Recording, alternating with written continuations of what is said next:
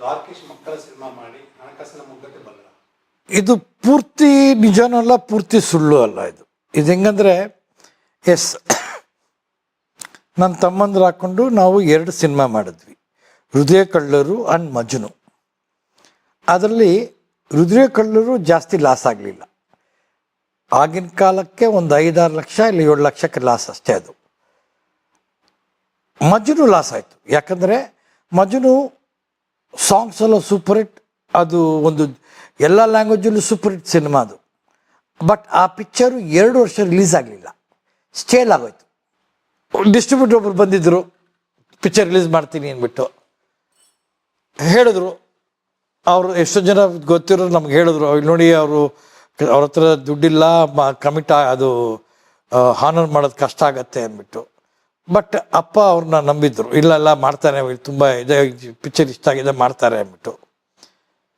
ಅವಾಗೆಲ್ಲ ಸಿನಿಮಾ ಮಾಡಿ ಸಿನಿಮಾ ತೋರಿಸಿ ಒಂದು ಪ್ರೊಜೆಕ್ಷನ್ ಆಗ್ತಾಯಿದ್ವಿ, ಎಲ್ಲ ಡಿಸ್ಟ್ರಿಬ್ಯೂಟರ್ಸ್ ಕರೆದು ಎಲ್ಲರೂ ಪಿಕ್ಚರ್ ನೋಡೋರು. ಪಿಕ್ಚರ್ ನೋಡಿ ಪಿಕ್ಚರ್ ಚೆನ್ನಾಗಿದ್ರೆ ಅಲ್ಲೇ ಫಸ್ಟ್ ಕಾಪಿ ಮುಗಿದ ತಕ್ಷಣ 15 ನಿಮಿಷದಲ್ಲಿ ವ್ಯಾಪಾರ ಓವರ್. ಯಾರು ಬ್ಲೈಂಡಾಗಿ ವ್ಯಾಪಾರ ಮಾಡ್ತಾನೆ ಇರಲಿಲ್ಲ, ಸಿನಿಮಾ ನೋಡಿ ಪಿಕ್ಚರ್ ವ್ಯಾಪಾರ ಮಾಡ್ತಾಯಿದ್ವಿ. ಸೊ ಅದೇ ಥರ ಸಿನಿಮಾ ನೋಡಿ ಒಬ್ರಿಗೆ ಇಷ್ಟ ಆಗಿ ಬಂದು ಎಲ್ಲ ಮಾಡಿ ಅವ್ರು ಕರೆಕ್ಟಾಗಿ ಪಿಕ್ಚರ್ ರಿಲೀಸ್ 1 ವಾರ ಇರ್ಬೇಕಾದ್ರೆ ಆಗಲ್ಲ ಅಂತ ಕೈ ಎತ್ಬಿಟ್ರು. ಅದಾದ ತಕ್ಷಣ ಉಪೇಂದ್ರ ಸಿನಿಮಾ ರಿಲೀಸ್ ಆಯಿತು. ಅಲ್ಲಿಂದ ಒಂದೇ ಡಿಲೇ ಆಗಿ ಪಿಕ್ಚರ್ 2 ವರ್ಷ ರಿಲೀಸ್ ಆಗಲೇ ಇಲ್ಲ. ಆವಾಗ ಉದಯ TV ಸೆಲಂ ಅಂಕಲ್ ಬಂದು ಅಪ್ಪನ ಭೇಟಿ ಮಾಡಿ, ಯಾಕೆ ಏನು ಅವ್ರಿಗೆ ಗೊತ್ತಾಗಿದೆ ಅಂತ ಪಿಕ್ಚರ್ ರಿಲೀಸ್ ಆಗಿಲ್ಲ, ಸಿಕ್ಕಾಕೊಂಡಿದೆ ಅಂತ. ಆವಾಗ ಅವರು ಮುಂದೆ ಬಂದು ಕೂತ್ಕೊಂಡು ಏನಾಗಿದೆ ಪ್ರಾಬ್ಲಮ್ ಏನು ಅಂತ ಹೇಳಿ ಸೆಲಂ ಅಂಕಲಿಂದ ಆ ಸಿನಿಮಾ ರಿಲೀಸ್ ಆಯಿತು. ಅದಕ್ಕೋಸ್ಕರನೇ ಇವತ್ತಿಗೂ ನಾವು ಏನೇ ಮಾಡ್ದಂದು ಯಾವುದೇ ಸಿನಿಮಾ ಆಗಲಿ, ನಾನು ಯಾವತ್ತೂ ಹೇಳೋದು, ಅಪ್ಪ ಆದ ಮೇಲೆ most important person in my life is Salem uncle.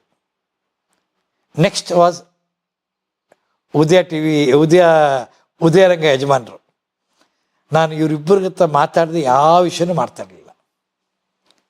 ಈ ಆಪ್ತ ಮಿತ್ರದಿಂದ ಇಲ್ಲಿ ತನಕ, ಆಯುಷ್ಮಾನ್ ಭವ ತನಕ ಎಲ್ಲ A to Z ಇವರಿಬ್ಬರ ಹತ್ರ ಡಿಸ್ಕಸ್ ಮಾಡಿ, ಇವರೇ ನನಗೆ god father, guiding force. So ಅಲ್ಲಿಂದ ಎಸ್ ಲಾಸ್ ಆಯಿತು, ಬಟ್ ಅದರಿಂದನೇ ಸೂಪರ್ ಲಾಸ್ ಅಂತ ಇಲ್ಲ. ನಾವು ಅದು ಮುಂಚೆ ಗೌರಿ ಕಲ್ಯಾಣ ಲಾಸ್ ಆಯ್ತು ನಮಗೆ, ಶ್ರುತಿ ಸೂಪರ್ ಹಿಟ್ ಆಯಿತು, ಅದು ನಮ್ಮ ಕೈಗೆ ನಮಗೆ ಎಂಜಾಯ್ ಮಾಡೋಕ್ಕಾಗಲಿಲ್ಲ. ಅದ್ರ ಮುಂಚೆ ಪಿಕ್ಚರ್ ಡಬ್ಬಗಳಾಯಿತು. ಇದೊಂದು ಒಳ್ಳೆ ಪ್ರಶ್ನೆ ನೀವು ಕೇಳಿದರೆ ಇದಕ್ಕೊಂದು ಓವರಾಲ್ ಉತ್ತರ ಕೊಡ್ತೀನಿ. ಒಂದು ಪ್ರೊಡಕ್ಷನ್ ಹೌಸ್ 50 ವರ್ಷ, 25 ವರ್ಷ, 50 ಸಿನಿಮಾ, 75 ಸಿನಿಮಾ ಮಾಡ್ತೀವಿ ಅಂದರೆ ಆ ಪ್ರೊಡಕ್ಷನ್ ಹೌಸ್ಗೆ ಒಂದು ದೊಡ್ಡ ಸ್ಟಾರ್ಸ್ ಅವ್ರ ಸಪೋರ್ಟ್ ಇರಬೇಕು, ಅವರ ಒಂದು ಕೋಆಪ್ರೇಷನ್ ಇರಬೇಕು. ಆವಾಗಲೇ ಬೇಕಾದ್ರೆ ನೀವು ಇತಿಹಾಸ ತೆಗೀರಿ, ಎನಿ ಭಾಷೆ, all leading big banners, successful banners, great banners, ಇದು 3 ಬೇರೆ ಬೇರೆ, ಎಲ್ಲ ಒಂದೇ ಆಗಲ್ಲ ನನ್ನ ಪ್ರಕಾರ. ಸಕ್ಸಸ್ಫುಲ್ ಬ್ಯಾನರ್ಸ್ ಅಂದರೆ ಯಾರು ಜಾಸ್ತಿ ಸಕ್ಸಸ್ ಕೊಟ್ಟಿದ್ದಾರೆ ಅವರು ಸಕ್ಸಸ್ಫುಲ್ ಬ್ಯಾನರ್ಸ್. ಯಾರು ಗ್ರೇಟ್ ಬ್ಯಾನರ್ಸ್ ಅಂದರೆ ನಾಟ್ ಓನ್ಲಿ ಜಾಸ್ತಿ ಸಿನಿಮಾ ತೆಗೆದಿರೋ ಬ್ಯಾನರ್ ಮಾತ್ರ ಗ್ರೇಟ್ ಬ್ಯಾನರ್ ಅಲ್ಲ, ಅವರು ಎಷ್ಟು ಸಿನಿಮಾ ಸ್ಟಾರ್ಸ್ ಜೊತೆ ಮಾಡಿದಾರೋ ಅಷ್ಟೇ ಸಿನಿಮಾಗಳು non top stars, second category actors ಜೊತೆ ಮಾಡಿರಬೇಕು, ಹೊಸ ಡೈರೆಕ್ಟರ್ಸ್ ಕೊಟ್ಟಿರಬೇಕು, ಹೊಸ ಆ್ಯಕ್ಟರ್ಸ್ ಕೊಟ್ಟಿರಬೇಕು, ಇಂಡಸ್ಟ್ರಿಗೆ ಕಾಂಟ್ರಿಬ್ಯೂಟ್ ಮಾಡಿರಬೇಕು. I call is A great banner. ನಾನು ಯಾಕೆ ಅಪ್ಪನ ತುಂಬ ನಮ್ಮ ಅಮ್ಮ ಹೇಳೋರು, ನೀನು ನಿಮ್ಮ ಅಪ್ಪನ ಭಕ್ತ ಅಂದ್ಬಿಟ್ಟು. ನಾನು ಯಾಕೆ ನಮ್ಮ ಅಪ್ಪನ ತುಂಬ ಇಷ್ಟಪಡ್ತೀನಿ ಅಂದರೆ, ಅಪ್ಪ was A small comedian. He was not number 1 comedian when he became a producer. He was a upcoming good comedian. His friendship with Rajanna made him very close to ಇದು. ಸೊ ವರ್ಧಪಣ್ಣ, ರಾಜಣ್ಣ ಇಬ್ಬರು ದ್ವಾರಕೀಶ್ಗೆ ಒಂದು ಡೇಟ್ ಕೊಡೋಣ, producer ಮಾಡೋಣ. ಅಪ್ಪ ಕೇಳ್ತಾ ಇದ್ರು, ಅವ್ರನ್ನ producer ಮಾಡಿದ್ರು. ಇದು ನಾನು ಹೇಳ್ತಾ ಇರೋದು ವಾಟ್ ಐ ಹರ್ಡ್ ಫ್ರಮ್ ಅಪ್ಪ. ಯೋಗಿ ವರ್ಧಪಣ್ಣ, ರಾಜಣ್ಣ ನನಗೆ ಡೇಟ್ ಕೊಟ್ಟಿದ್ದಕ್ಕೆ ನಾನು ಪ್ರೊಡ್ಯೂಸರ್ ಅದೇ. ನಾನು ಕೇಳಪ್ಪ, ಅವಾಗ ಎಷ್ಟೊಂದು ಜನ ಗ್ರೇಟ್ ದೊಡ್ಡ ದೊಡ್ಡ ಡೈರೆಕ್ಟರ್ಗಳಿದ್ರಲ್ಲ, ನೀವು ಯಾಕೆ ಸಿದ್ಲಿಂಗೆ ನ್ಯೂ ಡೈರೆಕ್ಟರ್ಗೆ ಹೋದ್ರಿ? ಇಲ್ಲ Yogi, Rajanna already super star. Rajanna cinema ಚೆನ್ನಾಗಿರುತ್ತೆ, ಮಾಡೋದು ಚೆನ್ನಾಗಿ. Siddliganna was very good director, ಈ ವಾಸ್ ಅಸಿಸ್ಟೆಂಟ್ ಡೈರೆಕ್ಟರ್. ಎಲ್ಲೋ ಒಂದು ಕಡೆ ನನಗೂ ಕೊಡಬೇಕು ಅಂತ ಆಸೆ ಇತ್ತು. Varadappanna, Rajanna also wanted to give ಸಿದ್ಲಿಗೆ ಒಂದು ಆಪರ್ಚುನಿಟಿ. ಸೊ ಇದು ಎರಡು ಸಿಂಕ್ ಆಯಿತು. ಸೊ ಆವಾಗ ಈ mayor Muthanna was the first cinema production, under ಪ್ರೊಡಕ್ಷನ್ನಲ್ಲೇ ಪಿಕ್ಚರ್ಸ್ ಸೇಲ್ ಆಗಿತ್ತು ಕನ್ನಡ ಸಿನಿಮಾ. ಅಲ್ಲಿ ತನಕ ಅಂಡರ್ ಪ್ರೊಡಕ್ಷನ್ ಯಾವ ಸಿನಿಮಾನೂ ಸೇಲ್ ಆಗ್ತಾ ಇರಲಿಲ್ಲ. ಇನ್ನೂ ಸಿನಿಮಾ ಮುಗ್ದೇ ಇಲ್ಲ, ಅಷ್ಟರೊಳಗೆ ಎಲ್ಲ it was sold out. And it was new director with super star. ಅವಾಗ ಇದ್ದಿದ್ದು only one and only star. ಅದು ಅಪ್ಪಂಗೆ ಏನಾಯಿತು ಅಂದರೆ, ಆಹಾ, ಸೊ ಒಂದು ಸೂಪರ್ ಸ್ಟಾರ್ ಇದ್ದಾಗ we can experiment with new heroine, new actors, new director, so that we can. ಅಲ್ಲಿಂದ ಈ started that experiment. So Bhagyavantharu ಬಾಬಿ ಮಾಮ, ಭಾರ್ಗವ ಅವರು ಕೊಟ್ಟರು. Then lot of people. ಅದೇ ಥರ ನ್ಯಾಯ ಎಲ್ಲಿದೆ, ತಮಿಳಿಂದ ನಾವು ಕನ್ನಡಕ್ಕೆ ಮಾಡಬೇಕಾದ್ರೆ ತಮಿಳ್ ಯಾರು ಮಾಡೋದು, same director was brought and given Kannada first picture. So ನಾನು ಎಲ್ಲೋ ಒಂದು ಕಡೆ same thing, I also started with the same thing. So Apthamitra ಮಾಡಿದ್ವಿ. ಅದರಿಂದ ನೆಕ್ಸ್ಟ್ ಸಿನಿಮಾ ನಾನು ಮಾಡಬೇಕು ಅಂತ ಬಂದಾಗ ನಾನು ಮಾಡಿದ next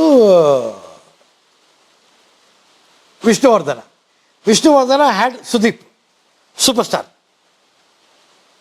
but my director was new, Pon Kumaran, P Kumar. Success. Next ಏನು ಮಾಡಿದೆ, ಐ ಮೇಡ್ ಚಾರುಲತಾ. ನನಗೆ ಪಿ ಕುಮಾರ್ ಮೇಲೆ ಕಾನ್ಫಿಡೆನ್ಸ್, ಪಿ ಕುಮಾರ್ಗೆ ಮಾಡಕ್ಕೆ ಕೇಳಿದೆ. ಅದು ಕಾಮಿಡಿ, ಇದು ಹಾರರ್, ಜಾನರೇ ಬೇರೆ. ಮಾಡಿ ಕುಮಾರ್, ಏನಾಗಲ್ಲ, ನಾವಿದ್ದೀವಿ. I gave them the best technicians, best music, best everything. Charulatha music was bad, ಅದು ನನ್ನ ತಪ್ಪು. ಮೈ ಪಾರ್ಟ್ನರ್ ವಾಸ್ ಇನ್ಸಿಸ್ಟೆಂಟ್, ಇಲ್ಲ ಅದು ಹರಿಕೃಷ್ಣ ಮಾಡಬೇಕಾಗಿತ್ತು. ಹರಿ ಮಾಡಿದರೆ ಚಾರುಲತಾ ಬ್ಯಾಕ್ಗ್ರೌಂಡ್ ಸ್ಕೋರೇ ಚೇಂಜ್, ಬೇರೆ, ಟೋಟಲ್ ಬೇರೆ ಆಗಿರೋದು, ಪಿಕ್ಚರೇ ಬೇರೆ ಆಗಿರೋದು. I didn't get Hari for that. Then I made ಆಟಗಾರ. ಆಟಗಾರದಲ್ಲಿ ಡೈರೆಕ್ಟರ್ ವಾಸ್ ಚೈತನ್ಯ 3 ಸಿನಿಮಾ ಮಾಡಿದ್ರು, ಒಂದೇ ಸಿನಿಮಾ ಸಕ್ಸಸ್. ಅದಾದಮೇಲೆ ಯಾವುದೂ ಇರಲಿಲ್ಲ. ದೆನ್ ಐ ಸೆಡ್, ಬನ್ನಿ ಚೈತನ್ಯ ಮಾಡೋಣ. Had so many newcomers in that cinema. ಆ ಜಾನರೇ ದ್ವಾರಕೀಶ್ ಚಿತ್ರಾಗ ಹೊಸದು. ಆ್ಯಂಡ್ ನನಗೆ as a filmmaker, first time I am working with all highly intellectual people. Prakash Belawadi, Balaji Manohar, Chaitanya, ಎಲ್ಲ ಭಯಂಕರ ಬುದ್ಧಿವಂತರು. Not only about cinema, theatre, drama. This people have knowledge on every aspect of humanity, society, environment, you name it, they are knowledgeable. So it was like ನನಗೆಲ್ಲೋ ಕಡೆ okay, it is graduation for me.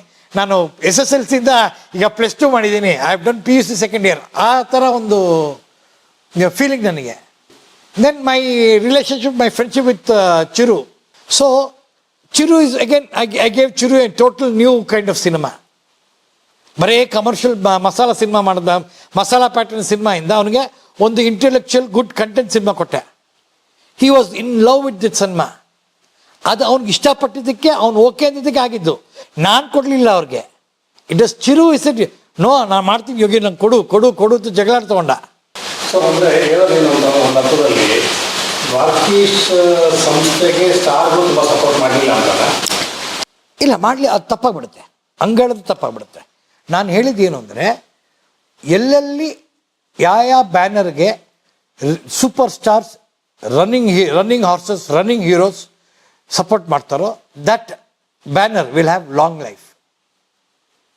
Okay, ಅದಕ್ಕೆ lot of factors are there. It should see, 2 ಕೈ ಸೇರಬೇಕು. Hero ಸ್ಟಾರ್ಗಳು production ಹೌಸ್ಗೆ support ಮಾಡಬೇಕು ಅಂದರೆ the production house also should be supportive. ನನಗೆ ಅಪ್ಪ ಒಂದು ಎಕ್ಸಾಂಪಲ್ ಹೇಳೋರು,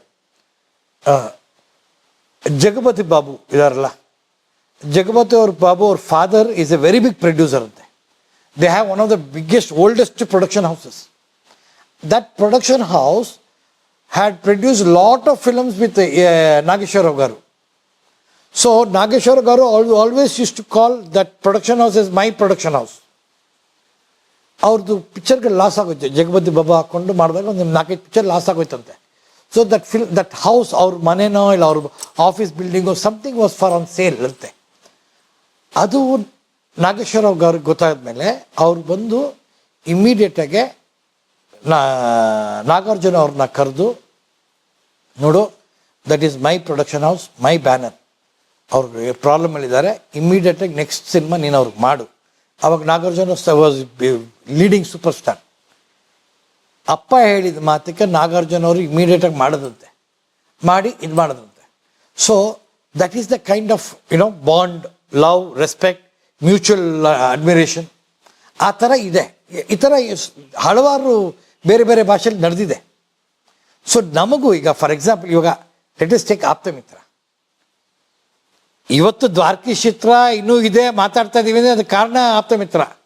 ಆಪ್ತಮಿತ್ರ ಅಂಕಲ್ ನಮಗೆ ಡೇಟ್ ಕೊಟ್ಟಿಲ್ಲ ಅಂದರೆ ನಮಗೆ ಆಪ್ತಮಿತ್ರ ಮಾಡೋಕ್ಕೆ ಹೆಂಗೆ ಆಗ್ತಾಯಿತ್ತು? So you cannot say heroes never supported. Shankar Nag uncle acted 2 or 3 films with Gedda Maga, ನ್ಯಾಯ ಹೇಳಿದ್ದೆ, 2 ಸಿನಿಮಾ ಮಾಡಿದ್ರು ನಮಗೆ. ಶ್ರೀನಾಥ್ ಅಂಕಲ್ ತುಂಬ ಪಿಕ್ಚರ್ ಮಾಡಿದ್ದಾರೆ. See we have made films with everybody. But ಅವಾಗ ಇದ್ದಿದ್ದು ಇಂಡಸ್ಟ್ರಿ ಬೇರೆ, ಅವಾಗ ಬಾಂಡು, ಆ ರಿಲೇಷನ್ಶಿಪ್ಪೇ ಬೇರೆ. ಇವಾಗ ಯಾಕಂದ್ರೆ ಇವಾಗ ಇಟ್ ಈಸ್ ಮೋರ್ ಕಮರ್ಷಿಯಲ್. ಇವಾಗ ಮೋರ್ ಕಮರ್ಷಿಯಲ್. ಇವಾಗ arithmetics is not working out.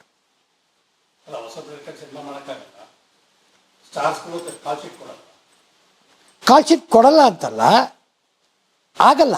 ಈಗ ಈಗ ಈಗ ಈಗ ಆಗಿನ ಕಾಲದಲ್ಲಿ ಆಗ್ತಾ ಇರ್ತದೆ. ಯಾಕೆಂದರೆ ವರ್ಷಕ್ಕೆ 3 ಸಿನಿಮಾ 4 ಸಿನಿಮಾ ಮಾಡೋರು ಒಬ್ಬರು ಎವ್ರಿ ಹೀರೋ. ಅವಾಗೆಲ್ಲ 125 ದಿನ ಸಿನಿಮಾ ರಿಲೀಸು.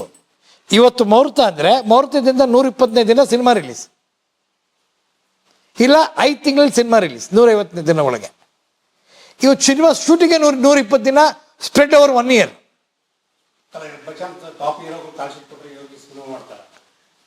ಯಾಕೆ ಮಾಡಲ್ಲ? ಎಲ್ಲರೂ ಮಾಡ್ತಾರೆ. ಆದರೆ ಯಾವ ರೇಟಲ್ಲಿ, ಯಾವಾಗ?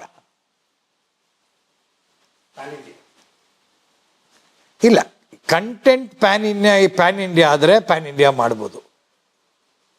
And pan India at what cost, what rate? Sir, ಇವಾಗ ಫಾರ್ ಎಕ್ಸಾಂಪಲ್ ನಾನೊಂದು ಪ್ಯಾನ್ ಇಂಡಿಯಾ ಸಿನಿಮಾ ಮಾಡಿದ್ರೆ I will follow by God's grace if everything. ನಾನು ಫಾಲೋ ಮಾಡೋದು I will follow somebody like Rishab Shetty today. ಯಾಕಂದರೆ ಕಾಂತಾರ ಒಂದು 10-15 ಕೋಟಿಲಿ ಒಳ್ಳೆ ಕತೆ ಮಾಡಿ ಅದನ್ನು ಪ್ಯಾನ್ ಇಂಡಿಯಾ ತೊಗೊಂಡೋದ್ರೆ ಅದು ನನ್ನ ಕೆಪಾಸಿಟಿ. ಇವತ್ತು ನೀವು ನನಗೆ KGF ಮಾಡ್ತೀನಿ, 150 ಕೋಟಿ 200 ಕೋಟಿಯಾಗಿ ಪಿಕ್ಚರ್ ಮಾಡುವ ಪ್ಯಾನ್ ಇಂಡಿಯಾ ನನ್ನ ಕೈಲಿ ಶಕ್ತಿನೇ ಇಲ್ಲ. ಪ್ಯಾನ್ ಇಂಡಿಯಾ ಮಾಡುತ್ತೆ. ಪ್ಯಾನ್ ಇಂಡಿಯಾ ಯಾವ ಥರ? ಆಮೇಲೆ ಇನ್ನೊಂದು, ಯಾವುದೇ ಭಾಷೆ, ಯಾರೇ ಆಗಲಿ, ಯಾವುದೇ ಹೀರೋ ಆಗಲಿ, ಪ್ರೊಡ್ಯೂಸರ್ ಆಗಲಿ, ಹೀರೋ ಆಗಲಿ, ನಾವೆಲ್ಲ ಪಿಕ್ಚರ್ ಮಾಡ್ತಾ ಇರೋದು 4 ಕಾಸು ದುಡಿಯೋಕ್ಕೆ. ಸಕ್ಸಸ್ ಆಗಿ ಪಿಕ್ಚರ್ ಬರೋದು ಲಾಭ. ರಿಲೀಸ್ ಆಗೋ ಟೈಮಲ್ಲಿ 100 ರೂಪಾಯಿ ಹಾಕಿರೋದು ನನಗೆ ಒಂದು 120 ರೂಪಾಯಿ ಕೈಲಿ, ಒಂದು 20 ರೂಪಾಯಿ, ಅಂದರೆ ಒಂದು 4 ರೂಪಾಯಿ ಜೋಬಲ್ಲಿ ಇರ್ಬೇಕು ನನಗೆ ಲಾಭ. ಆವಾಗಲೇ ನನಗೂ 1 ವರ್ಷ 1.5 ವರ್ಷ ಟೈಮು, ಎಫರ್ಟು, ದುಡ್ಡು ತಂದು ಬಡ್ಡಿ ಎಲ್ಲ ಕಟ್ಟಿ ಎಲ್ಲ ಮಾಡಿ ಸಿನಿಮಾ ಮಾಡಿದ್ದಕ್ಕೆ ನನಗೂ ಒಂದು 100 ರೂಪಾಯಿ, ಒಂದು 20 ರೂಪಾಯಿ ಕೈಲಿ ನಿಲ್ಲಬೇಕು. ಇಲ್ಲ ಅಟ್ಲೀಸ್ಟ್ ಒಂದು 10 ರೂಪಾಯಿ ನನ್ನ ಕೈಗೆ ನಿಲ್ಲಬೇಕು. ಹಂಗಾಗಲ್ಲ. ನೀನು 100 ರೂಪಾಯಿ ಪೂರ್ತಿ ಖರ್ಚು ಮಾಡಿ ನಿನ್ನ ಸಿನಿಮಾ ಓಡಿ ಅದ್ರ 10 ರೂಪಾಯಿ ತಗೋ ಅಂದರೆ ಅವಾಗ ನಾನು ರಿಸ್ಕಲ್ಲಿದ್ದೀನಿ. ಅದು ತಪ್ಪು ಅಂತದೆ. ನಾವು ವ್ಯಾಪಾರಕ್ಕೆ ಹೋಗ್ತೀವಿ, ಒಂದು ವಸ್ತು ತೊಗೊಳಕ್ಕೆ ಹೋಗ್ತೀವಿ, ನೋಡ್ತೀವಿ ಎಷ್ಟಪ್ಪ ಅಂತೀವಿ, 5,000 ರೂಪಾಯಿ ಅಂತಾನೆ. ಹೌದಾ ಅಂದ್ಬಿಟ್ಟು ಎಷ್ಟೊಂದು ಜನ 5,000 ರೂಪಾಯಿ ಕೊಟ್ಬಿಟ್ಟು ತೊಗೊಂಡೋಗ್ಬಿಡ್ತಾರೆ. ಅದೇ ಎಷ್ಟು ಜನ ಏನಪ್ಪ ಇದು 5,000 ಅಂತ, 5,000 ಹೆಂಗಪ್ಪ, ಆಗಲ್ಲಪ್ಪ ಒಂದೇನ, ನಾನು ಕೊಡೋದು 2,000ಪ್ಪ ಅಂತೀವಿ. ಇಲ್ರಿ ಹೆಂಗೇನಿದೆ 5,000 ನಾನು ಬಿಡಿ 4,000 ಕೊಡಿ. ಆಗಲ್ಲಪ್ಪ 4,000, ಒಂದು ಕೆಲಸ ಮಾಡು 2,500 ರೂಪಾಯಿ ಕೊಡ್ತೀನಿ ನಾನು ಅಂತ ಬಾರ್ಗೇನ್ ಮಾಡಿ ಎಲ್ಲೋ ಒಂದು ಕಡೆ ಒಂದು ಅಮೌಂಟ್ ಫಿಕ್ಸ್ ಆಗ್ತೀವಿ. ಯಾಕೆಂದರೆ ಎಲ್ಲರೂ ಇವಾಗ ಹೆಂಗಿದೆ ಅಂದರೆ ವ್ಯಾಪಾರದಲ್ಲಿ ಲಾಭ ಜಾಸ್ತಿ ಇಟ್ಟಿರ್ತಾರೆ, ಅದನ್ನು ಕಮ್ಮಿ ಮಾಡಿಕೊಂಡು ಅವ್ನು ನನಗೆ ಲಾಸ್ಟಲ್ಲಿ 3,500 ರೂಪಾಯಿ ಕೊಡ್ತಾನೆ ಗೊತ್ತಾ ವಸ್ತುನ, ಅದೇನೋ ಅವ್ನು ಲಾಸಕ್ಕೆ ಕೊಡ್ತಾ ಇಲ್ಲ ನಮಗೆ, ಅವನು 100-200 ರೂಪಾಯಿ ಇಟ್ಟೇ ಕೊಡ್ತಾ ಇರೋದು ನಮಗೆ. ಯಾರು ನಷ್ಟದಲ್ಲಿ ಕೊಡಲ್ಲ, ಬ್ರೇಕ್ ಇವನ್ ಆಗಿರಬೇಕು, ಇಲ್ಲ ಲಾಭ ಕಮ್ಮಿ ಆಗಿರಬೇಕು. ಅದು ನಾನು ಹೇಳ್ತಾ ಇರೋದು. ಅಪ್ಪ ನಮಗೆ ಮುಂಚಿನ ಥರ ದೊಡ್ಡ ಲಾಭ ಬೇಡ. ಈಗ ಫಾರ್ ಎಕ್ಸಾಂಪಲ್ ಒಬ್ಬ ಹೀರೋಗೆ ನಿನಗೆ ನಾನು ಒಂದು ಇಷ್ಟು ಸಂಭಾವನೆ ಕೊಡ್ತಾ ಇದ್ದೀನಿ ಅಂದರೆ ನಿನ್ನ ಸಂಭಾವನೆಯಲ್ಲಿ ಅರ್ಧ ನಮಗೂ ಲಾಭ ಬೇಕಲ್ಲ, ಅರ್ಧ ಕೊಡೋಕೆ ಮಾಡೋದು ನಮಗೆ. ಯಾವಾಗ ರಿಲೀಸ್ ಮುಂಚೆ, ಬೇಕಾದ್ರೆ ರಿಲೀಸ್ ಆದಮೇಲೆ ಬೇಕಾದ್ರೆ ಅದೇ ಥರ ಲಾಭ ಹಂಚ್ಕೊಳ್ಳೋಣ. ಮುಂಚಿನ ಥರ ಎಲ್ಲ ಲಾಭ ಪ್ರೊಡ್ಯೂಸರ್ ತೊಗೊಂಡೋಗೋದು ಬೇಕಾಗಿಲ್ಲ, ವಿ ವಿಲ್ ಚೇಂಜ್. ಈಗ ಇವಾಗ ಬಾಲಿವುಡ್ಡೆಲ್ಲ ಬೇರೆ ಕಡೆ ಎಲ್ಲ ಎಷ್ಟೊಂದು ಜನ ಆರ್ಟಿಸ್ಟ್ಗಳು, ಹೀರೋ, ಸೂಪರ್ ಸ್ಟಾರ್ಸ್ ಎಲ್ಲ share holders, producers. We will go with the same formula. ವ್ಯಾಪಾರ ನೀವೇ ಮಾಡಿ, ಸೊ ದಟ್ ನಿಮಗೆ ಗೊತ್ತು ಎಷ್ಟಕ್ಕೆ ಹೋಗಿದೆ ಅಂತ, ಯಾರು ಸುಳ್ಳು ಹೇಳೋಕ್ಕಾಗಲ್ಲ ಅನ್ನೋದು ನನ್ನ ಒಂದು ಪರ್ಸನಲ್ ಡಿಸ್ಕಷನ್.